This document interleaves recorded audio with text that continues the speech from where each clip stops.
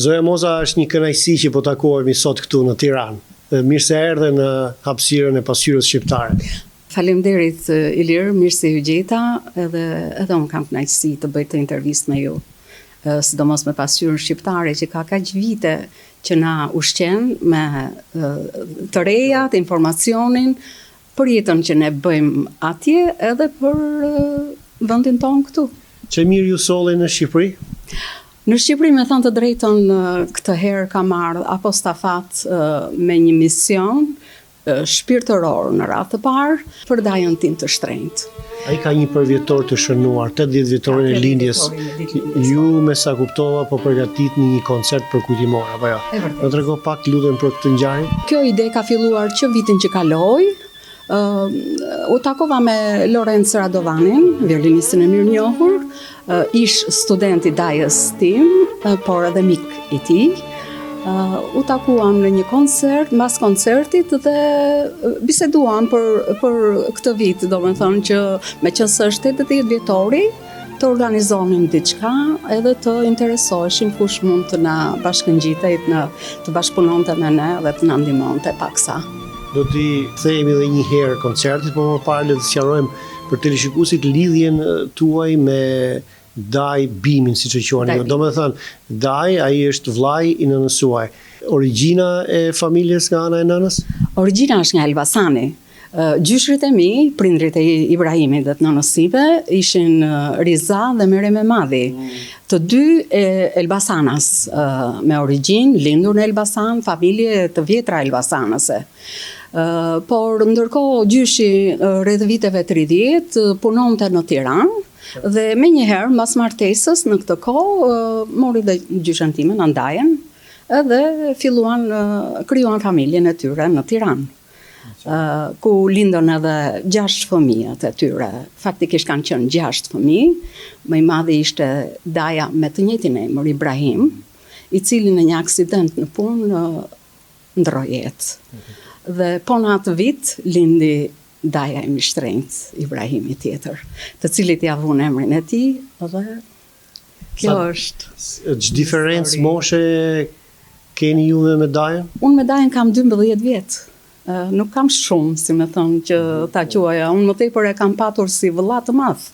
Unë, motra dhe vllai im, domethënë të tre ne ishim dy mbesa dhe nipi i parë në familjen e madhe. Domethënë se mamaja im ishte më e madhja, Daja ishte ndër më të vegjëli, domethënë i pesti në radhën e fëmijëve. E shikoj që keni një lidhje shumë të veçantë, të fortë me Dajën. Kjo tregon që ju keni jetuar, si thua, afër njëri tjetrit apo ka qenë diçka tjetër? Shumë afër, Ilir. Unë që në lindjen time ashtu ishin kushtet, si kushtet e tani, gjyshrit ndihmojnë. Unë isha vajza e dytë në familjen time, Rudi, dhe motra ime ishte vetëm 2 vjeç. Kështu që gjyshrit për të ndihmuar më morën pranë dhe unë edhe çerdhen e kam pas pranë gjyshërve. Atje te rruga Bardhyl e kanë pas ato, te rruga Çelve ishte çerdhja ime që më çonte nëndaja në çerdhe. Dhe unë shpesh herë edhe rria atje, domethënë flija. Kujtimet tuaja të para me Dajën, kur datojnë afërsisht, në ç'moshë keni qenë? Tashi, fëmijëria në këtë moshë që jam unë është shumë e largët, por që mua më duket si e pa fund, domethënë njoftja me të që në fëmijërin e vogël.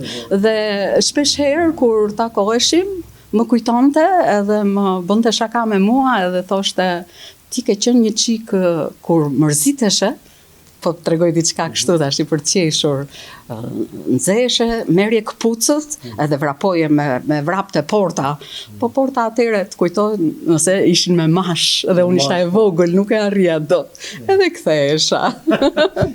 Ishin sa gjëra domethënë që ne i kujtonim kështu.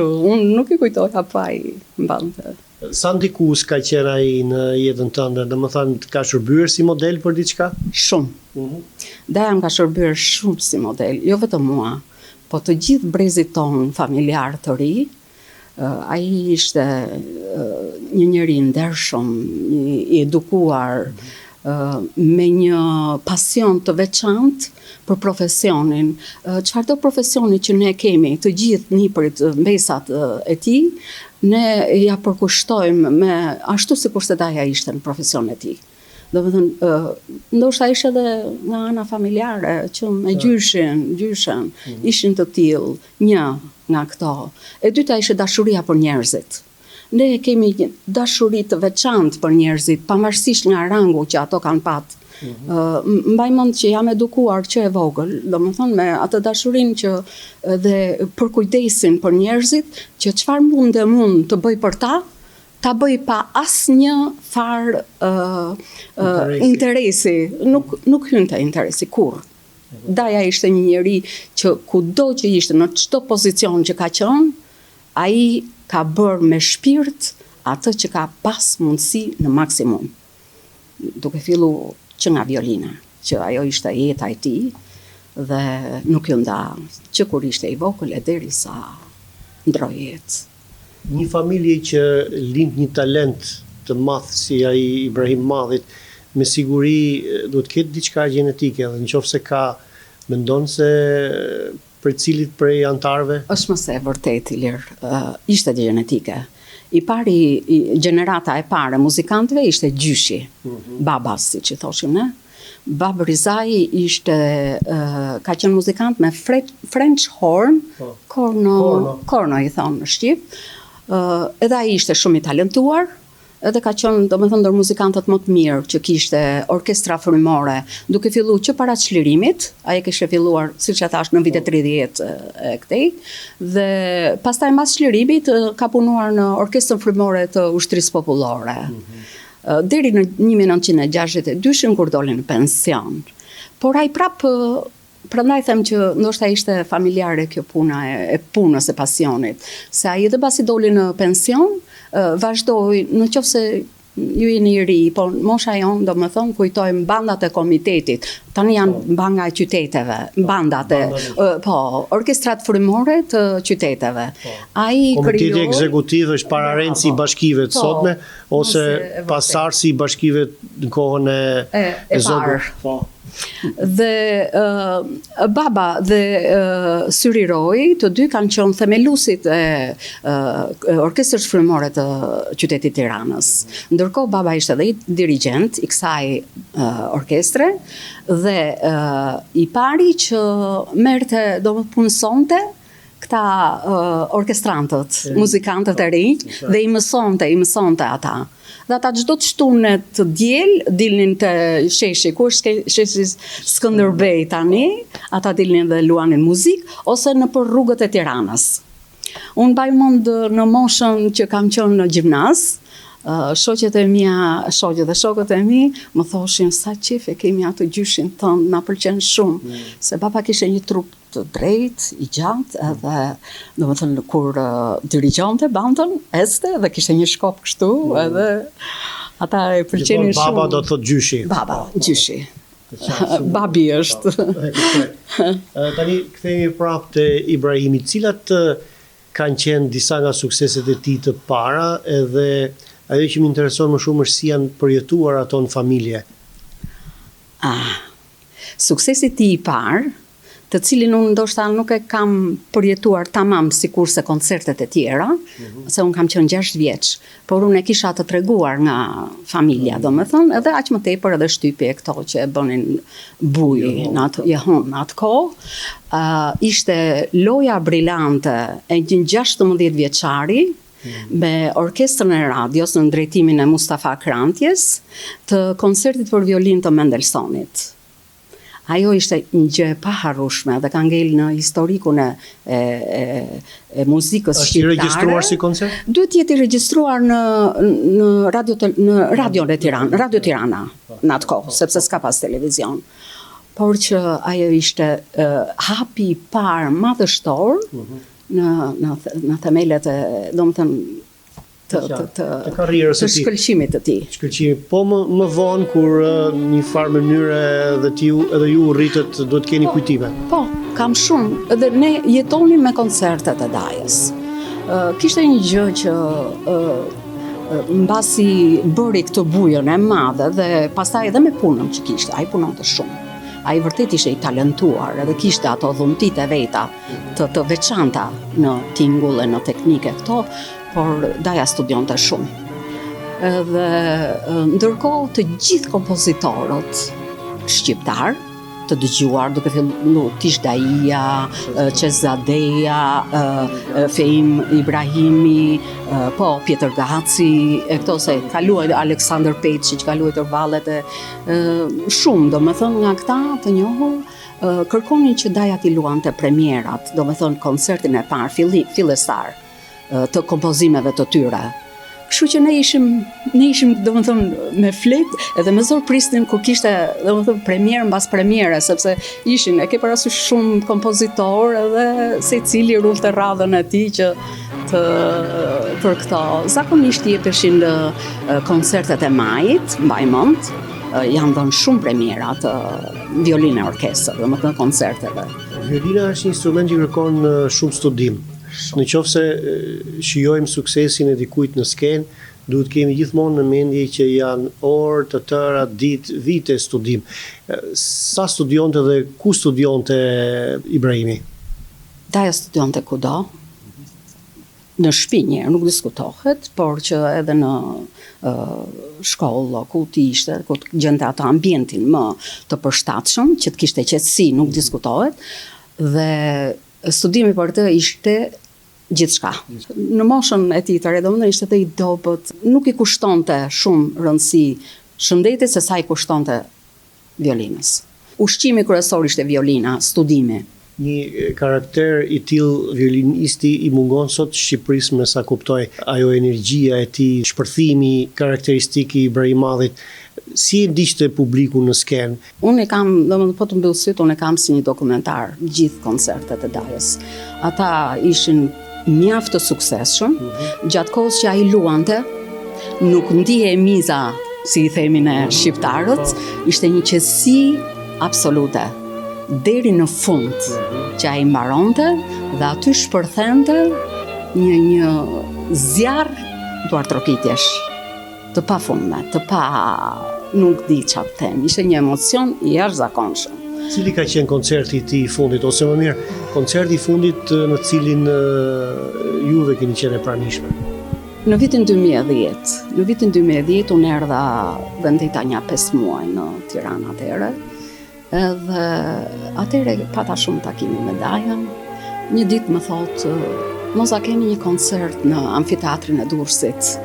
Ishte një titull që do t'i jepej Kastriotushës, ndërkohë luante edhe orkestra e tre tenorëve, ku Daja ishte koncertmajstër. Edhe më tha, ke dëshirë të vish? Ua, i thash, po është geniale, unë nuk diskutoj, i thash, koncerti jo si mos të vi. Edhe shkova, isha bashkë me Valën, të dyja ishim aty, na kishte zgjedhur Daja në radhën e dytë, dhe po të them, kam kujtimi fundit, domethënë ishte ai koncert për mua ka ngel në kujtesën time si një, nuk di çfarë them i lirë, nuk kam fjalë ta përshkruaj. Ka qenë takimi juaj i fundit.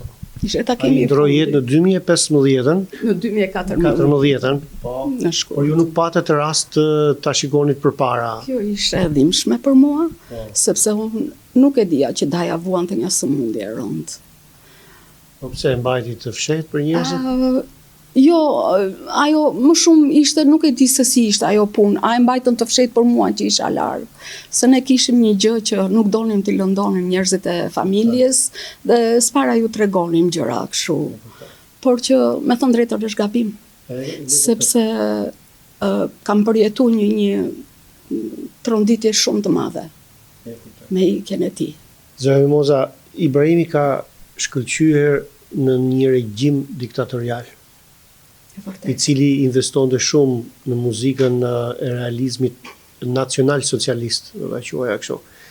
Tani, si nëna një muzikanti tjetër të shquar të madh, thosha një pianisti si Rudin Lengo, i cili u poq si muzikant në Kanada, pra ju jetoni për vitesh në Kanada, mendoj se mund të bëni një krahasim. Nëse Ibrahimalli do të kishte jetuar në një shoqëri të lirë, mendoni se suksesi i tij do të ishte akoma dhe më i madh? Nuk mund të them fare ashtu, po mund të them që në fillimet e veta, të karrierës tij, Daja pat shumë luftë. Sikurse është në art, është lufta midis njerëzve. Nuk është diçka shqiptare, është diçka në botën e artistëve. Është gjithandej, por që ai shkëlqeu shumë shpejt. Dhe megjithëse njerëz të paaft edhe me mbështetës në instanca të larta u munduan që ta zvenitnin atë shkëlqimin e tij, ata nuk mundën, sepse ai shkëlqeu me forcë, imposhti me talentin e tij, me punën e tij, me talentin e tij, gjithkush e donte atë. Përveç se kuptohet që kur ke miqke dhe armiqe të tillë, sepse njerëz në botë ka njerëz të mirë dhe të këqij, kuptohet.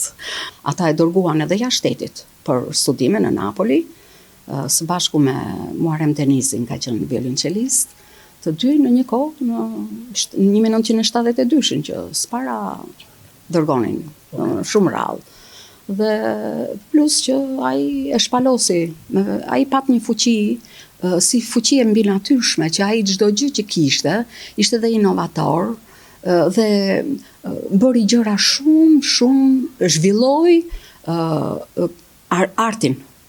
artin violinistik, edhe për këtë mund të flasin më tepër edhe artistët, por unë me sa mbaj mend, Daja i krijoi trion,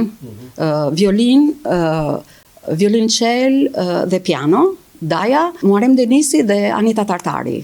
Ka qenë një pjesë shumë e bukur që unë edhe akoma e mbaj mend. Tarararara, rararara, tiaririra, daririra. Ka që më e intonuar shumë në Zoja Mimoza. Kam pjesë shumë që i kam në mendje, domethënë nga ajo. Përveç kësaj trioje të famshme, ishte orkestra e harqeve, që ai krijoi me studentat e Institutit Lartë të Arteve në atë kohë. Dhe kjo e bëri jahon shumë, sepse ata luajtën kaq bukur pjesë të kompozitorëve tanë shqiptar edhe të huaj. Edhe janë të regjistruara në fakt në repertorin e televizionit shqiptar deri vonë. A ka prodhuar dikush në një dokumentar portret për të? Akoma jo. Akoma jo. Kishte një gjë Daja ishte shumë i thjeshtë. Ishte shumë e vështirë që Ibrahim Madhet t'i merri një intervistë. Ai ishte, domethënë, çdo gjë spontane, gjëra kështu, dhe nuk i pëlqente, domethënë, këto gjërat. Ndoshta dhe unë sot që e bëj këtë intervistë, unë e bëj vetëm për kujtim të tij, po ai ndoshta dhe unë nuk do ishte dakord që unë të flisja për të.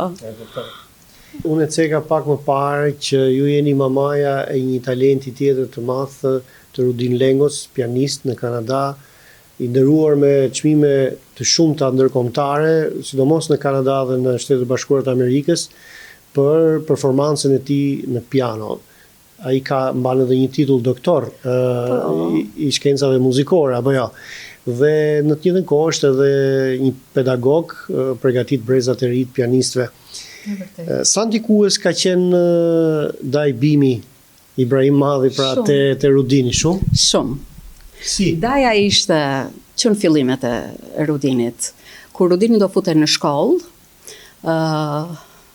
i pa dorën, edhe tha, për piano, tha. Do ta fusim për piano. Gishtat e gjatë. Po, ja, ky tha është për piano. Sepse kisha dhe një histori përpara me djalin e madh, se po e them. Djalin e madh e pa dhe tha, është për violoncel.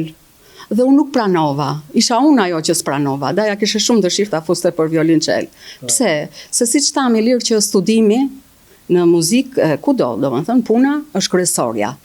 Po ai ishte një tip shumë i lëvizshëm dhe unë i thash, Daj, më vjen keq, po nuk mund ta ul këtë fëmijë të studioj. Kështu që edhe ky do vuaj edhe unë. Këtë lëre i thash. Të dytin shohim. Dhe ke i dyti vërtet doli që Rudini u fut për piano. Dhe qyr fillimet e veta, Daja u kujdes për pedagogët që mësuesët që në fillore e deri në klasë 8 që neve ishim këtu, ishin kolegët e Dajës ndër më të mirët në piano. Profesorët më të mirë në piano. Pas ka qenë një farë kuptimi tutor, mentor, që e se duash. Po të them, a ishte si prindi dytë për fëmijët tanë. Ashtu bëri dhe me vajzën e motrës, domethënë me këta ishte diçka që ai kishte me shumë pasion, domethënë që ta vazhdonte këtë dhe ke breziri dhe t'i jepte gjithçka që ai kishte mundësi. Jo vetëm neve, po kujdo që të dilte, kushdo që t'i kërkonte ndihmë, daja i përqafonte ato mendimet e tyre dhe i ndihmonte në maksimum. Ibrahim Madhi la një trashëgimi të pasur muzikore, la emrin e vet, një emër të madh si violinist, por pasuria më e madhe që le njeriu mendoj unë është familja. Mund të flisni pak për familjen e tij të ngushtë, për bashkëshorten dhe fëmijët? Po, Ilir. Familja e Dajës e shoqja ishte Valentina Madhi Njocko, vinte nga Gjirokastra. Ata janë njohur që në moshën, që në klasën fillore, që në klasën e parë. Ata u njohën në lice, sepse të dy studiuan për violin, dhe atëherë liceu kishte konvikte, edhe për ata që banonin në Tiranë, kështu që dhe Daja ishte konviktor atëherë. Kanë qenë klasa 1953, që ishin në një klasë me Hamide Stringën, nuk e di kanë qenë sa profesora, por që Daja konkuroi për violin. Dhe fitoi shkëlqyshëm edhe aq i vogël sa ishte. Ka qenë pedagogu i parë, ka qenë Genc Bogdo, një profesor shumë i mirë, kuptohet, përderisa dhe ai shkëlqeu. Kështu që vazhdoi liceun deri në 1962. Po ndërkohë, edhe që ishte në lice në klasat e fundit, ai jepte mësim në lice. Dhe më kujtohet se është një analogji me Timbir. Edhe Rudini kur ishte në universitet, vazhdonte universitetin në London, edhe jepte edhe mësim për nëse Po Valentina çfarë studioi? Valentina studioi edhe ajo për violin dhe mbaruan të dy. Mbasi mbaruan të lartën, domethënë kuptohet, krijuan familjen e tyre. U fejuan, u martuan dhe në 1971 lindi djali i tyre i parë me emrin Elton Madhi. Ku jeton Eltoni sot? Eltoni është një violinist i shkëlqyer dhe ai shumë i mirë. Ai jeton në Rom. Atje edhe punon si violinist, ka punuar në disa orkestra, shumë të dëgjuara. Unë në mos gaboj ka qenë edhe në orkestrën e Ennio Morricones, një farë periudhe që ka punuar. Të më fali, Eltoni, se dhe Eltoni është si i ati, nuk do që të flasësh për të, po unë do flasë. Eltoni ishte djali i parë, ndërsa i dyti ka qenë Redoni. Redoni lindi në vitin 1978, por që lindi me një sëmundje të pashërueshme. Ata shkuan dhe dërguan dhe jashtë shtetit në atë kohë për të kuruar, po ishte shumë sëmundje rrallë, nuk mundën ta kuronin, ta shpëtonin djalin. Dhe kjo që një dhimbje e madhe, jo vetëm për Dajën dhe Valën, por për gjithë familjen tonë të madhe. Dhe deri në fund të jetës, domethënë, ai ndeti pranë Redonit. Është sakrifikuar, po të them, për t'i bërë më të mirën atij fëmije, sido që t'ishte. Flasim pak tani për koncertin për kujtimor. Çfarë duhet të dinë njerëzit, ata që shikojnë këtë bisedë tonën sot? Koncerti do të mbahet këtu në Universitetin e Arteve tashmë, në një sallë të Universitetit të Arteve. Për koncertin kanë dhënë kontribut të jashtëzakonshëm Fatos Qerimaj dhe Lorenz Radovani, të dy muzikantë të shkëlqyer tanët dhe miq të ngushtë të Dajës tim. Ata janë marrë, domethënë, me këto. Unë më tepër kam qenë si tip koordinatore dhe koordinatore e familjes. Kam futur djalin dhe djalin tim, domethënë Eltonin dhe Rudinin. Rudini ndërkohë ka një si tip interviste të shkurtër, ca fjalë për Dajën, shpirtërore, edhe një lojë. Ti e di që ai zakonisht i bën këto. Bëri përkushtoj. Jo, nuk mundet. Do të luhet në video. Me video. Po, e ka bërë me video. Ndërsa Eltoni ka mbledhur kujtimet e tij familjare për teatrin, edhe për familjen, domethënë. edhe do bëj një lloj dokumentari me këtë, edhe që do paraqitet atë ditë. Përveç saj do luhen pjesë të dajës, çfarë pjesësh ka luajtur ai, pjesë të ndryshme, edhe jo shumë të gjata, kuptohet, sepse më tepër është një si tip përkujtimore. Dhe ne Fatosi bëri një reklam, faktikisht të cilën unë e kam postuar në Facebook, dhe përsëri do t'ja u rikujtoj njerëzve, edhe një ditë përpara se të bëhet ky koncert, që kush të ketë dëshirë le të marrë pjesë, domethënë atë koncert, do jetë gjë e bukur.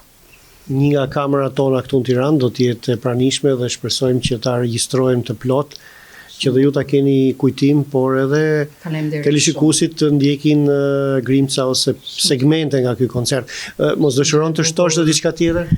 Jam e kënaqur që e kryem këtë intervistë, sepse më kujtohet që dikur, me njëherë mbas humbjes së dajës, ti më kërkove një intervistë për të, por unë nuk kisha në gjendje atëherë. Edhe tani do më thënë, kur kujtoj humbjen e tij, kam një dhimbje të madhe, thellë në zemër, sepse ai iku në një kohë që mund të jepte akoma më shumë, në një kohë që dhe për veten e tij mund të gëzonte edhe më tepër. Ky është mendimi im, po. Ju jetoni në Kanada prej më shumë se 20 vitesh, apo jo? 25 vjet kemi që në 2001, po bëjmë 25 vjet dhe jemi shumë të kënaqur, ta them sinqerisht, sepse në radhë të parë edhe vetë si prindër, se zakonisht themi që e bëm si prindër për fëmijët. E bëm për fëmijët dhe fëmijët ecën dhe ka një gjë shumë të mirë sepse atje ju dhanë çfarë ata kishin, punuan, patën rezultate. Kjo ishte domethënë kënaqësia jonë si prindër. Nuk kemi mos si dikur një familje e madhe, sepse jemi shpërndar në përbot. Siç thash, djali i dajës është në Itali, një vajzë daje tjetër është në Francë, unë jam në Kanada. Iku dhe familja e madhe, sikurse shumë familje shqiptare. Është të vjen në keq, por kjo është jeta. Dhe nuk është vetëm në Shqipëri, është si kudo në botë, të gjithë largohen për një jetë më të mirë, kthehen, rikthehen, siç e dim dhe ne që kemi dhe shqiptarë që janë rikthyer, kanë vajtur, janë rikthyer. Megjithatë ne kemi krijuar atë ambientin e rehatshëm familjar dhe punën, fëmijët kanë punë të rehatshme, të mira. Jo të rehatshme, se punë të rehatshme nuk ka, duhet punosh, por që ato që pëlqejnë, sepse njeriu duhet bëj ato që pëlqen. Punë të rehatshme për shpirtin. Bravo. Shumë bukur e thej, tamam. Unë falenderoj shumë për këtë tregim të çiltër. Mjaft informues për shumicën e teleshikuesve dhe në një mënyrë karizmatike, sepse shikoj që edhe ti ke një del artiste jetë. Kam parë dhe në skenë, ke kënduar, por edhe ditë të tregosh shumë bukur. Falenderoj shumë. Faleminderit Ilir. Këto ishin copëzat të jetës, sepse jeta e Ibrahim Madhit ishte shumë, vërtet paksa jo e gjatë, e shkurtër, po e mbushur me gjëra për të treguar dhe ndoshta miqtë e tij edhe pjesëtar tjerë familjes kanë shumë për të treguar. Unë munda me aq sa kisha në memorien time dhe me aq sa më lejoi dhe koha jonë të tregoj diçka. Unë dua të sqaroj për artdashësit, ata që kanë dhuruar dajës tim duartërpitjet pafund. Dhe ai ja dhuronte. Gjithmonë kur nderonte me dorë në zemër.